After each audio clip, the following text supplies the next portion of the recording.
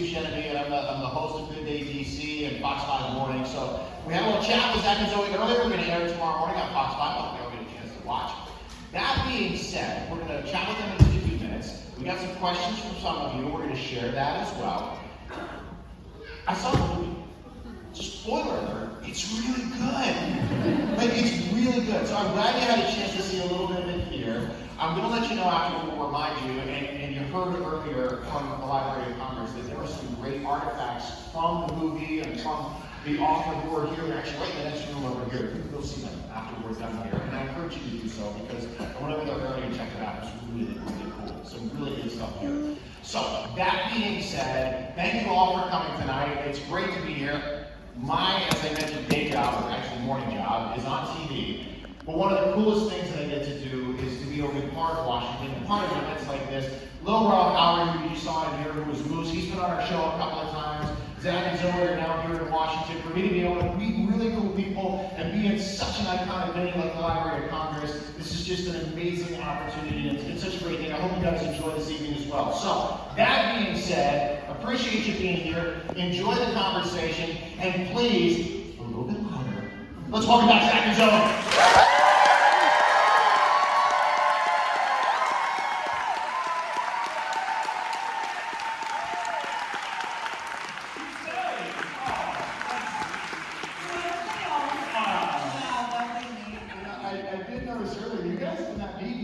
Very well on your own, aside from the reading It was disorganized. We didn't.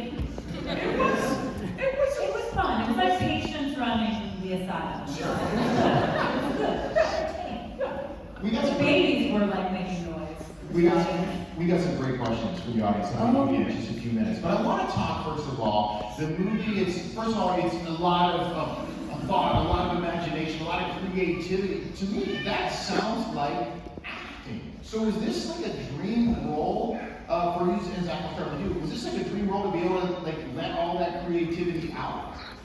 Yeah, I mean, listen, it's a dream job. Ever since I was 4, I believed I was going to be an actor one day. I felt like God told me that when I was a kid. Like that's your path, kid, and I believed it. And I think that imagination and creativity kind of helped me manifest this amazing life that I've been living, and that I get to be characters like Harold that come from the pages of something that's so beloved, such a beloved children's book, and that I get to work with incredible talent like Zoe Deschanel, who I was already a fan of, and then she said yes to wanting to be in a movie with me, and that's all pretty dreamy, man. But yes, as Harold, you really get to, as an actor, you get to exercise creativity and imagination all the time, because you get to, and really empathy too. That's one of the coolest things about being an actor, I think. Because it forces you to have to take on this other person or creature, depending on what you're playing, and understanding how they think and how they feel. And I think we all ought to do that as much as possible, right? The more empathy, the more practices in empathy, then we understand our neighbors more. Sometimes we don't agree with our neighbors, but it's best that we understand how they tick and how they move and what they believe in. So he's such a great actor. Your resume is so extensive.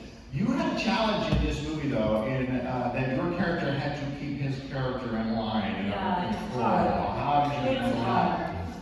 I don't know how I did it. That's why I need an Oscar. Thank you, Academy.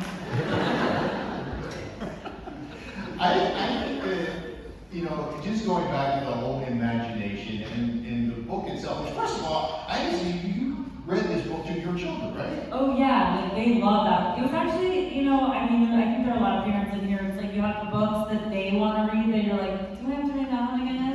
And then you have the books that you want to read that they're like, do you have to read that one again? And then you have the books that you both want to read. And this was one of those ones, that's why I read it so many times to my kids, just because it's so sweet. And every time you're kind of delighted by the end and all the every time Harold is in a bad situation, he draws himself out in a creative way. It's like delightful. I just love that about this book, and that's what I love about the movie. So we have some questions, and I have some questions as well about things that you would draw, etc., at various points of your life. But on a more practical matter, Zachary, you do have to draw things in this movie like you're actually drawing. Did you work on your Pictionary skills, or is this something that just came naturally to you? He's a trained dancer. So an artist. I've never really been, I was always like a performing artist. I was never like a drawing artist. I've always been very critical of myself. You know, I'm sure people can relate. Like it's, the thing doesn't come together. It's like, oh, scrap it, you know. So the fine motor skills of drawing like that, I've never really felt good about. But what she's kind of joking about is like, it's like choreography, it's like a dance. And it was really fun. Like, it was a really cool, interesting challenge in that, like, they would oftentimes, we would have like a wireframe of the thing that I would draw, or like the thing that, like the bicycle, right? So we had, it was the real bike, it was there, but before it materialized, I had to draw the bike, you know. But so I would look at the bike, I would trace the bike with my arm, and I would kind of remember how far I would move this way and move this way. And then that would go away, and I would just have to remember, and I would just have to muscle memory through that. Same with the planes, same with all of these various things. And so it was a really cool challenge. I think it's interesting too, especially for the kids who are here, right? Because you want to exercise your imagination and you want to visualize things. And when you are acting, and Zoe, I'll ask you first of all, if there is something, and if you have, maybe you have something where it's not really there, right? It's animation, they'll draw it later in the film while you're filming this. What are you visualizing? What are you looking at? How do you make it look so real that that object is there when it's really not when you're filming? I mean, I think that's just like part of like acting technique. You know, I feel like is imagining things that aren't. I just think there's just a bit more of that in this film than like other films. There's almost like some varying degree of that. But yeah, I mean, there's a lot of like narrating, like the monster's behind you, like run, you know, that kind of stuff. It is part of it. It's like silent movie acting. Acting is reacting. It's reacting. Yeah. Things sometimes that aren't there. So you have to picture how would I react. And also sometimes you gotta imagine things that are there to not be there. Like we're doing a scene and there's a bunch of crew all around, cameras and lights. That's always, that's always how it is. Yeah, there's always a bunch of stuff we have to. Yeah. So you just gotta use your imagination for that too. It's fascinating. I want to ask, Zoe, for the kids who are here, you've probably heard a million times from your parents, listen to your parents, right? They know best. They do. Your family was in this industry, so you kind of grew up in it. Do you still hear from them? Like, if you're doing a role, or they still have that voice like, Zoe, do this, or do you hear that voice from them sometimes? Well, I definitely, one nice thing is I have like my sister's an actor, my mom's an actor, my dad is a cinematographer and a director, so I like really trust their opinions. If we all get together and talk, and like when somebody weighs in, it's not just like, an uninformed opinion. So I definitely take my family seriously when they, if they have an opinion about something. But it's so nice to have that as a resource. I want to ask, before we get to some of the audience questions, obviously the movie where Harold is drawing, and sometimes, most of the time, he gets out of trouble, sometimes he gets into trouble, depending on what he draws. But I'm so curious for both of you, if you had that magic crayon, not now, now I think as adults we might use it differently than we did when we were kids. But if you were younger, what would you draw? What do you think would have excited you that you would have drawn with that crayon?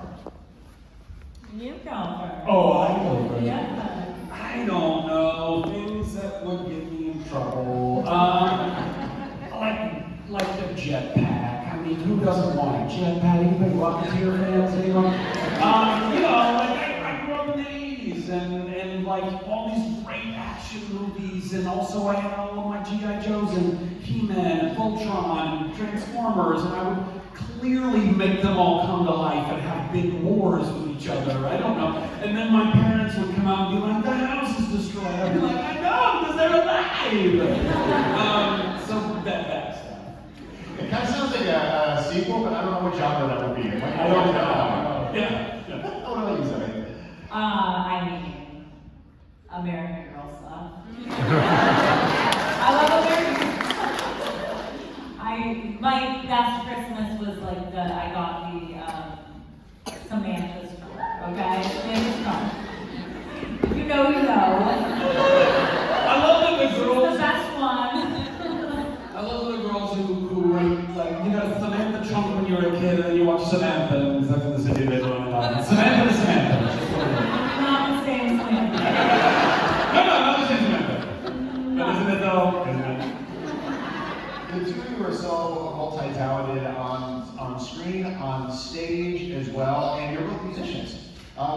interesting as well. There is a scene in the movie, again, not a spoiler, but Zoe, your character is playing piano. Is that you playing in the movie? Well, I was playing, but like I think they put someone like better at me.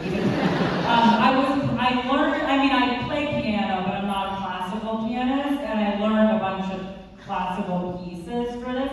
But the piano had no sound, so they had to like overdub the piece. So they've used like the sound just sounded like nothing because you have to be able to record sound, like the dialogue over it. So, but I learned the pieces, which was really hard. Classical piano is difficult, it turns out. Well, it's your fingers on the keyboard, so we'll take it as you It's playing, me. right? What I meant to say is it's me. There you go. You get credit for that. You've toured as a musician, you've performed on stage. Have you guys ever performed together? Might it happen sometime? On set. We would sing a lot of songs We together on set. sing, we dance.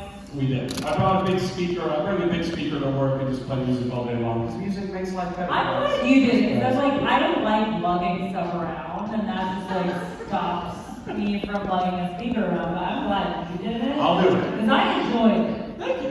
I got like lots of joy out of that. Thank you. That's why I do it. I think it brings joy. Music brings joy.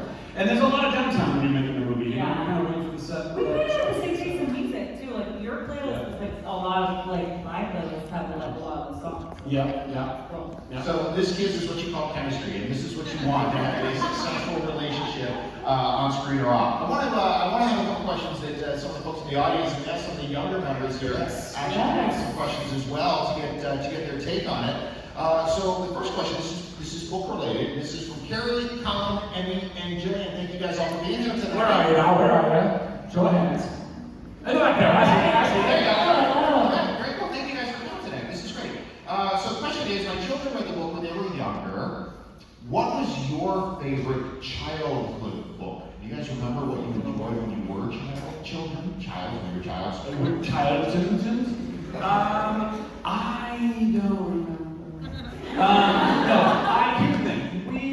There were a lot of books that you get read as a kid, or books that you read, but there was one book specifically that has always stood out to me called The Way Things Work. I don't know if anybody else read this book.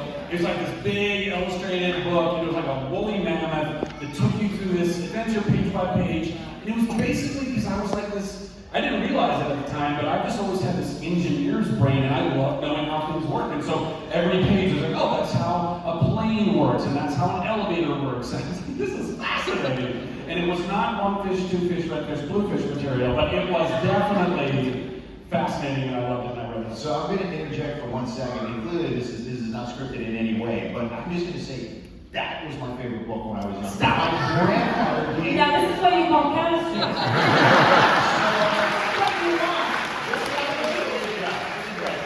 What was yours? Like as a younger child, I like Good Night In, like classic. That was one I remember, and the like Maurice Sendak books were all incredible. And then when I was older, I loved like Lion, the Witch, and the Wardrobe, and the Roald Dahl books, like The Witches. All about the witches. Okay. I'm learning about myself. I think she got us on that one tonight. Maybe I just don't remember the ones when I was younger, and the other ones there. Another question goes to the audience, and it is for this particular book. Did you read it, and I'm not putting you on the spot, but did you read it as a child, and if so, did you enjoy it? And Joey already talked about you passing this on to your own kids. Yeah, I remember reading it, like, you know what? Someone gave it to me for my kids, and I was like, oh yeah, I vaguely remember this book, but it wasn't like burned into my mind like some of the other books. But once I read it to my kids, I think that's when I developed a connection to the material. I think it kind of might have gained popularity over time. It feels like one of these books that just never goes out of style. For So, like half a century, right? I mean, Yeah. and going strong. Zach, did you, after you got the screenplay for the film adaptation of the book, did you go back and read the book? And Yeah, I it did. was too long, but we read select parts. I have things to do. No, I did. I don't really remember it when I was a kid. Again, I was probably reading The Way Things Work or something like that. But after I got offered for the job, and I got the script, and I was like, well, I should go, refresh myself on the source material.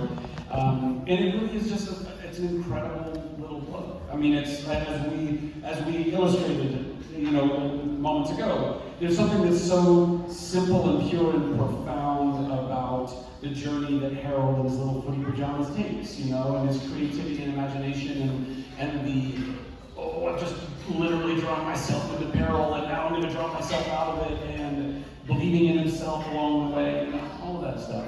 Another great audience question, and this kind of parallels when I was asking what you would draw with a book of crayon.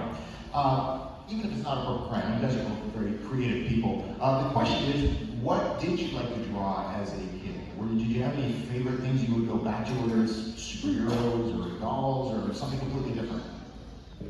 I drew a lot of faces. Like I like drawing, but I was better. I loved to draw. Growing up, I always liked to draw like ladies' faces with makeup on. So it was fun. How about you? Oh, like trees. I like to draw trees. Oh, apples. Eyes. What did you have?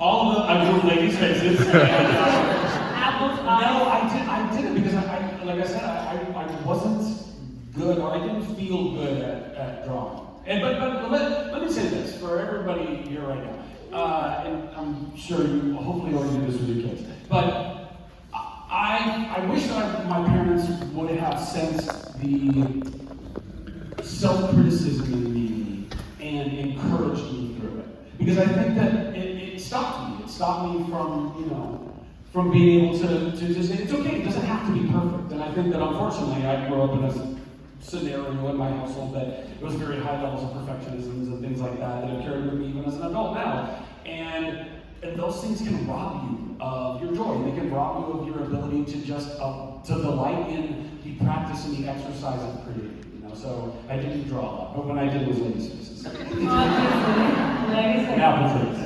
And the apple trees, Zach, you bring up a great point, and I think for the kids who are here, to be able to be in this magical world as a child where you have this boundless creativity and energy, what advice do you have for them to be able to see that through and continue to be able to express that and be able to feel that you can continue to express that creativity? Love yourself. Love yourself, love yourself, love yourself, love yourself. The more you can instill that, yes, absolutely. But not in a narcissistic way. No. Well, listen, it's not thinking less of yourself. It's thinking, what is it again? There's a quote in there. To love yourself means to... I know, I'm just kidding. Just embrace who you are entirely and know that things don't have to be perfect, and you don't have to be perfect. Nobody is perfect. Except for you. And I think that it's important that we as adults, that we learn how to love ourselves so that we are much better equipped to be an example to our children, how they can do the same thing. Actually, this is funny. My 7-year-old son was in a play and he refused to do one song because it had the word perfect in it. He doesn't believe in perfection. I was like, no, it's just a play. And he was like, but I don't believe in perfection. I'm like, well, it could be subjective, you're perfect to me. He's like, not a thing. I don't know. Here's a question. He's running for president. The youngest president ever. Here's a question for you. This is a chance for you, for both of you, to get your producer hat on. If you were to turn a different childhood book into a movie adaptation, what would you choose? Things work? The way things work. I did. There was a cartoon. I don't know if anyone remembers that. There was a cartoon for a little while of The Way Things Work, but it wasn't that great. But I would go with it. That would be fun. You could direct it. I could direct it. Would you be in Star that? it? Yeah, of course. Can I play the Willie? You could be the one. Okay, I'm in. What would you do? We did it. We did it. Handshake, shook hand. There you go. Gosh. Oh my gosh. Let's see. I feel like all the ones I like are the lead in the movies. That I liked as a kid. Samantha's, I don't know. You didn't have to like it. It could just be a children's book. A any children's book that you think would make a good movie? Did you ever read, was it Hooper Humperdinck? Pinch me. There's this really interesting book, I think it was called Hooper Humperdinck. It was all about like this big party that was going on, and Hooper Humperdinck wasn't invited, but he was. At the end of the book, he realizes he was invited with everybody else, and he's like, Oh, that's really including him. Well, there you go. You guys have I the like next that. problem. I don't know Dr. Seuss book. I think my brain's drawing a blank, but I know I have like 1,000. That might work better than the way things work. I'm just saying. It might. It might be a little better. All right, this is a question, Zachary, this is for you. This is from, Joey's not here because Joey's in Laredo, Texas, but Joey sent this question through Joey's sister who works here at the Library of Congress, okay? That's too much. Is Joey's sister here right now? Hi, Joey's sister. So this is Joey's sister asking the question for Joey. Now, this is from a previous role that she played, Zachary. This is a question. In your role for Shazam, what was your mental preparation to play a superhero? How did you get prepared? Well, I just kind of lived it.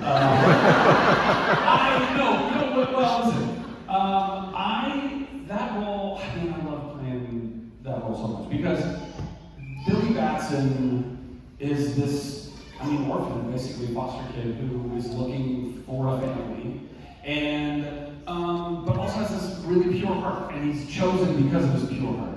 And to be able to go out. When I was a kid, I loved the movie Big with Tom Hanks, and I loved the movie, Superman with Christopher Reeve. And I, of course, as a comic book nerd for years and years, always wanted to be a superhero, my own superhero.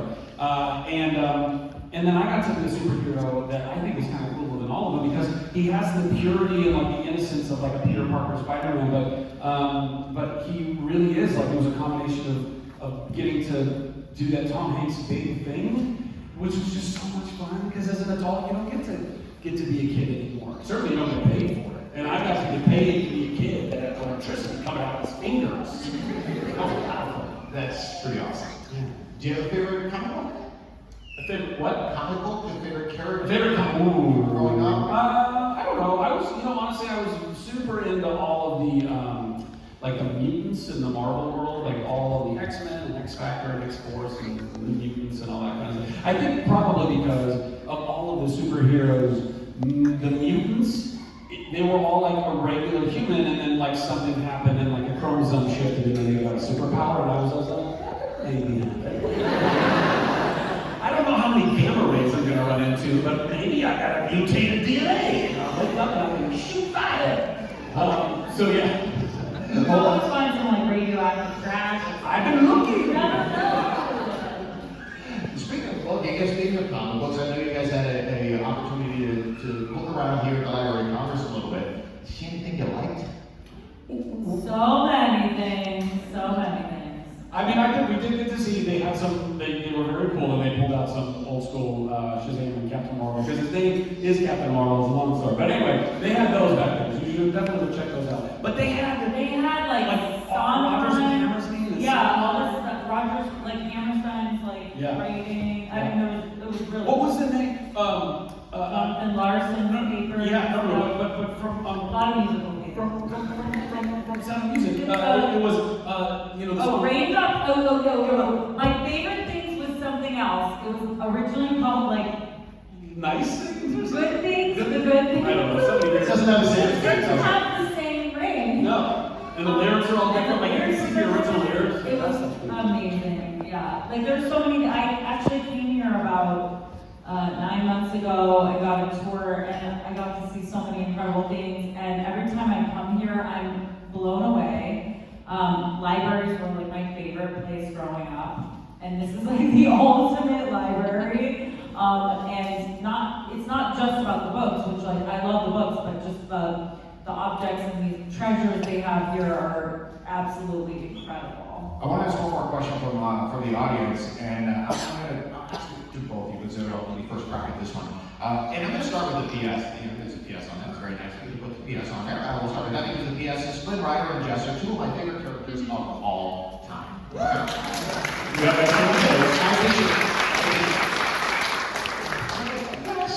I don't know if this will get you in trouble or not, because the question is, it's a multi-part question, but we'll go part by part. Did you keep anything from the set? Did you keep anything from this set? And I'm just going to add, or have you kept anything from other sets you worked on? I didn't keep anything from this set. Like, it wasn't offered to me. I was given the chance to take a few things from the New Girl set. And we all did. They said, like, is there anything you want to keep? And so I kept, like, there was like a watermelon on my wall and a print of like a botanical print that was on my wall, like Jess's wall. So I took those. And I also took this little weird thing that we'd always notice. It was like it's the weirdest thing, but we'd all like laugh about it. It's like a vest you put on to teach children about like the systems of the body. Like they had like a heart and like intestines, stuff that like Velcro on. But I kind of let my kids like play with it, and I don't know where the parts are, like took them off and stuff. So unfortunately, it was somewhat destroyed, but have you kept anything from sets? Yeah, I've kept some things from sets. Mainly I keep things from sets because I hope, like, oftentimes we'll be asked to donate things, you know, like, Right. do you have anything, whether it's a poster or a prop or whatever. Yeah. So I always try to hold on to things that maybe, you know, years down the road I can, you know, sign that and put it up for auction. But what do I keep from the set of Tangled? Well, actually, no, I did get Glenn Keane, who's a very famous Disney artist who was responsible for also, like, you know, being helped to create a lot of the animation in Tangled. He made me a one-of-a-kind Flynn Rider print, which was very cool. But then, I don't know, from the set of Chuck, I had, in Chuck's apartment there was a tobacco Indian, and I have him at my house. And I had this red phone that was always on the desk, like at work, that was prominent right there in the middle of it, and it looked like it's like the emergency phone, and we never used it. It was like the red hand. It was like there on the desk, and nobody ever called it. And I was like, I gotta have that, just in case, you know, I'm a landline at some point. I don't know, other random things like that. A few things here and there. All right, one other question for you, since we were talking about some other projects that you worked on. And when you mentioned Chuck, obviously this is DC, and we feel like everything has some tie into DC, whether it's CIA related or not. Does anybody ever, and if they do, confuse you with a character that you play, like they think that you're actually that person, or you have those powers or that personality more so than any other characters that you play? I mean, honestly, most of the time people just confuse me with John Krasinski, so... and I'll take it. You're a talented, successful man. No, I don't know. I mean, listen, of all the characters that I played, Chuck that was me. I mean, I wasn't acting. I just literally showed up for work. But no, I don't know that nobody ever really confuses me with the character. Some people don't know who I am. They just know, like, they're like, oh, I think that guy's famous. And then they'll be like, hey, guy! And I'll be like, hey! That's it. What about you? A lot of people think they know me. They're like, I know you. And I'm like, oh, you do? You're like, yeah, did you go to high school together? I'm like, no. But I left to believe, and yeah, there's that. That's the end of it.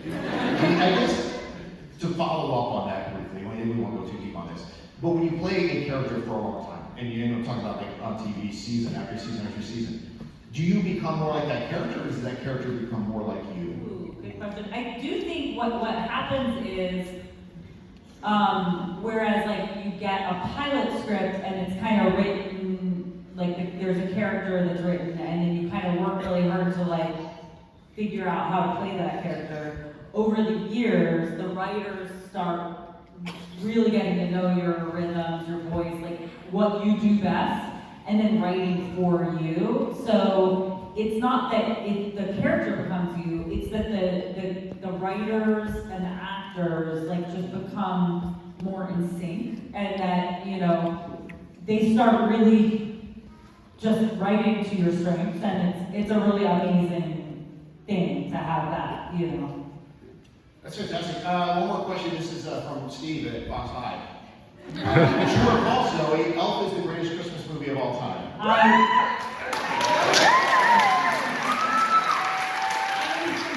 are a lot of Christmas movies that I'm not the person to ask because I've only seen it once. So. Is that I don't really get true? watched myself. Just like I saw some clips of this movie backstage, and that was the first time I just don't sit around and watching myself. It seems like... I love myself though. It seems like it does fall sometimes with actors in a different camp. Some people will watch the work over and over, and some people you put in the hard work, you Right. see it to fruition, and when it's done, Oh yeah, nobody's. Yeah, no, it's true. You don't know what people are. You don't always know, right? you watch your movies after your shows after fact? Well, Like on a Friday night, you just binge yourself over. He's like, I can't go to Chuck. well, listen, when we were doing Chuck back in the day, I started watching it in the first season, and then but I was so critical of myself that mostly of my posture, I would just look at myself and say, what are you doing? But there were just so many episodes that I was like, I can't, like, so I didn't watch, I only probably watched like the first 1.5 seasons of that. So I didn't watch the rest of it. But then when it comes to the films that I've done, I don't know. I agree with Zoe that it's awkward. It's like it's not something that you really thoroughly enjoy doing. Every time I watch them, I'm still kind of like posture.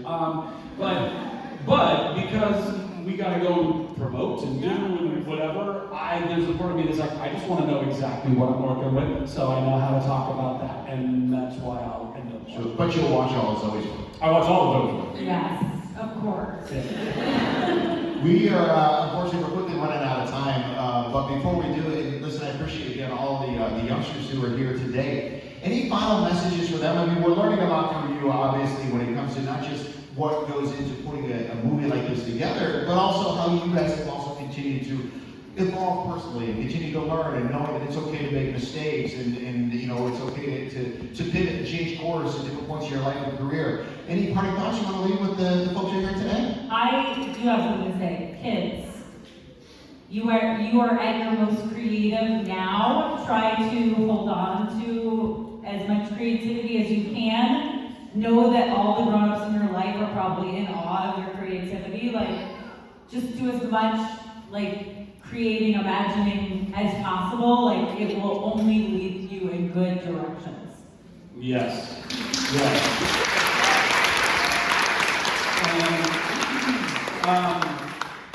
Stay off of social media. Definitely stay off That's social gonna media. rot your brain. Also distract you from doing stuff that's worthwhile. That's right. And you know, yeah, I mean, like I said before, I mean, you know, to love yourself, believe in yourself. There are so many voices and so many opinions and so many people that are struggling in their own life and they want to tear you down throughout your life, and bullies that you might deal with at school, or social pressures that you might deal with at school. I remember being very insecure as a kid, and I felt like I needed the approval of the cool kids or whatever. Guys, that's a lie. Please, whatever you do, don't waste your time seeking the approval of whoever you think are the cool kids at school, because they're not. peaking now. They are. They're not. And really, in that whole school ecosystem, that whole thing that you, I know right now, think is like, well, this is everything, it's my whole world. It's a bubble and it bursts, and then you go into the rest of the world and you're like, why did I care so much what all those people thought? So don't do that. Care about what you care about. Go be creative, or you know, go be athletic. Go do something that lights up your soul, and don't listen to everybody else that wants to squash that stuff. And stay off of social media and listen to your parents. Follow me on Instagram. Yeah. and listen to your parents. They know a little bit more than you most of the time. Okay? There you go. A couple of announcements real quick. First of all, as soon as we're done, as I mentioned before, if you go, you can kind of walk it around to the left, right of the room. To our left here is where you'll see a first edition copy of the original book, which is just unbelievable that they have it here. and the original artwork for the cover, so you'll see some of those drawings. There are actually 10 books in the series. They have a lot of background story you can check out, and some other things. You'll learn more about the author, all that good stuff. So we invite you to do that as soon as we're done here. You can just walk right next door. You can check it out at your own pace and leisure. There's some folks that are there. If you have questions, they'll answer all your questions for you, and you'll learn a lot more. You'll leave with more information than you came with. So that is a great thing. Second of all, and most importantly, go see the movie. It is out this weekend. You are going to absolutely love it. These guys put so much hard work into it. It is phenomenal. Like I said, I saw it. I loved it. I don't even have kids, and I love the movie. So it's good for everybody to go out and enjoy it. Check out for an hour and a half and have an amazing time. And most importantly, please give a huge round of applause and make their